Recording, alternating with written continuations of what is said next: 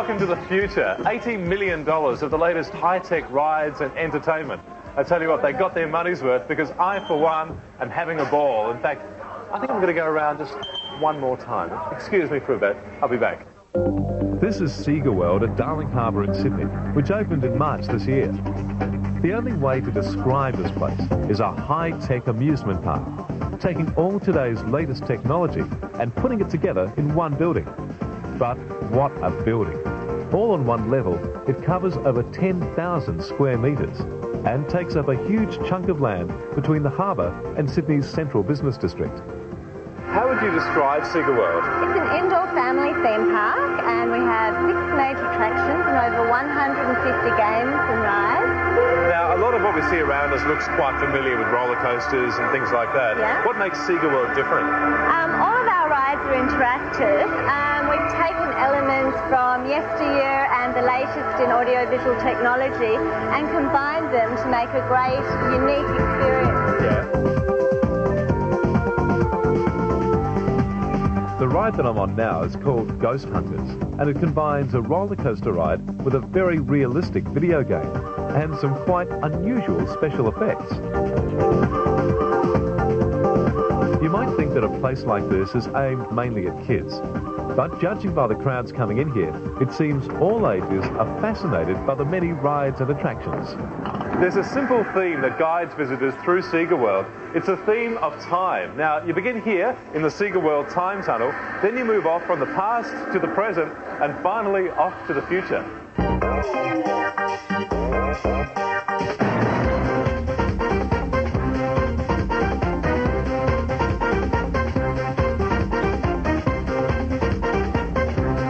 Some of my favourite rides here are actually the most difficult to show on television.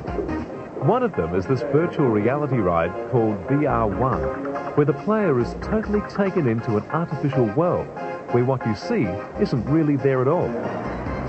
What we're observing through our special VR headsets is an animated world that we are flying through, shooting whatever stands in our path and dodging what we can't shoot. For anyone watching, though, we just look weird. Another of my favourites is the Mad Bazooka ride, which combines non-contact dodging cars with a shooting gallery.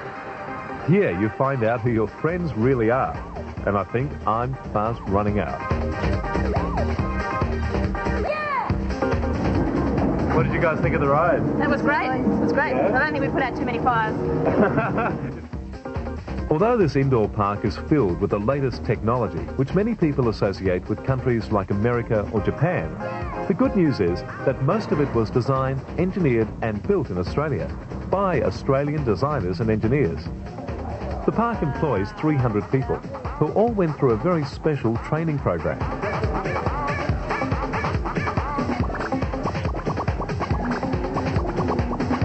We went through heaps of training, just working with the customers and safety training, because we, a lot of the, especially I'm a rides operator, so we have to operate all the rides as well as welcoming in the customers and, having a good attitude towards them.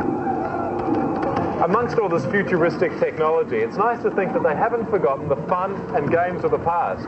Remember Space Invaders? Oh, it's never this bad, though.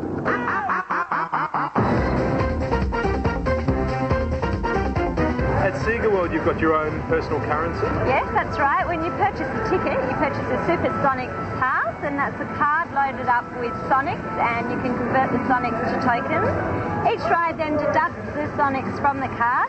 You just put it in the machine like this, and it takes the amount of Sonics off for that particular ride. All right, so you don't need to carry cash around for each ride or anything like that? No, you don't need cash at all. What would be the most popular attraction here, do you think? Well, we're probably standing in front of it. It's the Indy 500 Ace Play, and across all age groups, it's one of our medium attractions, but it's probably the most popular.